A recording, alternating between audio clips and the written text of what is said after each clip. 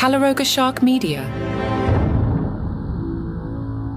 From Washington, D.C., where Donald Trump is too scared to debate Kamala Harris again, this is Ballot. That's right. And Kamala is too scared to attend the Al Smith dinner. I guess she's afraid Jim Gaffigan will make some dated Hot Pockets joke about her. Let's hit this. It looks like Vice President Kamala Harris just went from Madam Vice President to Madam Don't Test Me faster than you can say Second Amendment. During Oprah's Unite for America rally, which sounds more like a superhero team-up than a political event, Harris dropped a bombshell that had Oprah clutching her pearls. Turns out, our VP is packing more than just policy proposals. If somebody breaks into my house, they're getting shot. Sorry, Harris said, probably causing her staff to collectively facepalm. I guess when she said she was going to shoot for the stars, this isn't quite what they had in mind. Oprah, ever the professional, tried to keep it cool with a, yes, I hear that. Translation. Holy guacamole, did she just say that on my show? Harris, realizing she might have just turned her campaign slogan from For the People to For the People, with really good aim, quickly added, probably should not have said that, but my staff will deal with that later. I can just imagine her staff right now, frantically Googling how to unsay something your boss said on national TV. Now, before you start picturing Harris patrolling the Naval Observatory grounds with a shotgun, remember she's got Secret Service protection, and those guys have been great this year. Meanwhile, Chris Rock and Julia Roberts were also on the call, probably wondering if they accidentally tuned into an action movie pitch instead of a political rally. Harris is up for another debate, but Donald Trump says it's too late. Harris, apparently feeling frisky after that first debate, decided to throw down the gauntlet for round 2. She's like that kid in class who reminds the teacher about homework. Except the homework is a 90-minute verbal sparring match. Trump, meanwhile, is playing hard to get. He's saying it's too late for another debate. I guess in Trump's world, it's never too late for a 3 a.m. tweet storm, but a scheduled debate? That's pushing it. And then we've got J.D. Vance, Trump's running mate, who apparently didn't get the "it's too late" memo. He's over in Pennsylvania, saying he's open to a second debate with Tim Walz. Trump's response to all this? He's busy posting edited clips of Harris saying, being a bitch on Truth Social. Because nothing says presidential like cherry-picking sound bites from 14 years ago. Am I right? Joe Biden. Remember him? Don't worry, he doesn't either. Fox News told a story which I'm sure is fair and unbiased. Picture this. Biden's at a press conference with India's Prime Minister Narendra Modi. Now, you'd think introducing a world leader would be a slam dunk, right? Wrong.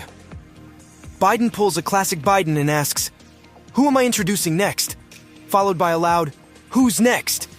It's like he thought he was at a deli counter rather than a diplomatic event. After a pause so awkward it could have been a scene from The Office, an announcer had to step in and introduce Modi. I guess that's what they call executive assistants these days. Just a day earlier, Biden let First Lady Jill Biden run a cabinet meeting. Now, I'm all for Bring Your Spouse to Work Day, but this is taking it to a whole new level. Biden introduced her saying, "It's all yours, kid," because nothing says I'm in charge like calling the person running your meeting kid. Jill Biden then spoke for 4.5 minutes about maternal health initiatives. I guess when your husband forgets who he's supposed to introduce, you've got to be ready to step up to the plate. The last time a First Lady attended a cabinet meeting was Hillary Clinton. But let's be honest, we all know Bill probably wanted to check in with the interns while he knew where Hillary was.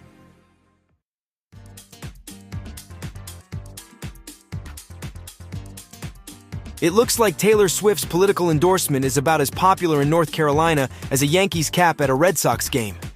Seems the Tar Heel state is seeing red over Swift's blue endorsement. I guess you could say her reputation isn't looking too fearless right now. The poll shows 30% of respondents gave Swift a big ol' 1 inch on the popularity scale. That's lower than my high school math grades, folks.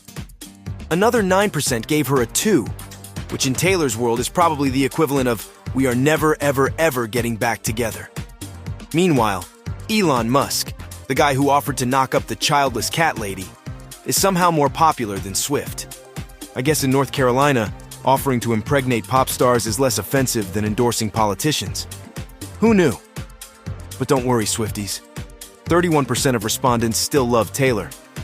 I guess they're the ones who'll be shaking it off while the haters gonna hate.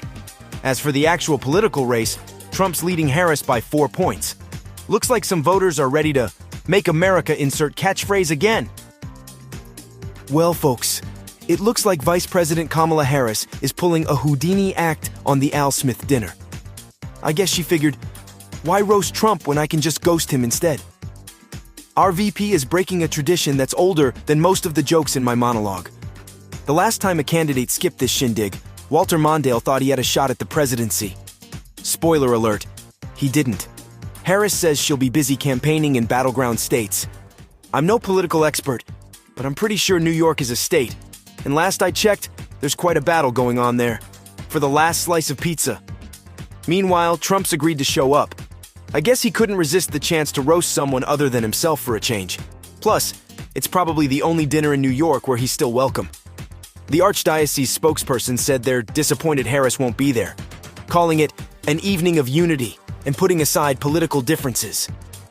Because nothing says unity like two politicians trading insults over rubber chicken, am I right? Harris did say she'd be willing to attend as President of the United States. Talk about putting the cart before the horse. Or in this case, the Harris before the votes. So there you have it, folks. Harris is ghosting, Trump is roasting, and somewhere out there, Walter Mondale is thinking, hey, I started a trend. Portions of today's program were created with the help of AI. I bet these texts from my crazy ex-girlfriend Norma were made with AI. Nobody could be this whacked in real life. Hey Mac, still waiting on that text from Cheryl Hines? I heard Kate's been bitching about you to Mike. Seriously, Mac, how does it feel to have neither Kate nor me? You've got no one. And don't even get me started on Cheryl Hines. With that loser podcast of yours, you think you've got a shot? Newsflash, you're not even on her radar. Come on, Mac. You think Kate's going to stick around when she's airing all your dirty laundry to Mike? Spoiler alert, she's not. And let's be real, Cheryl Hines isn't going to swoop in and save your sad little podcast career.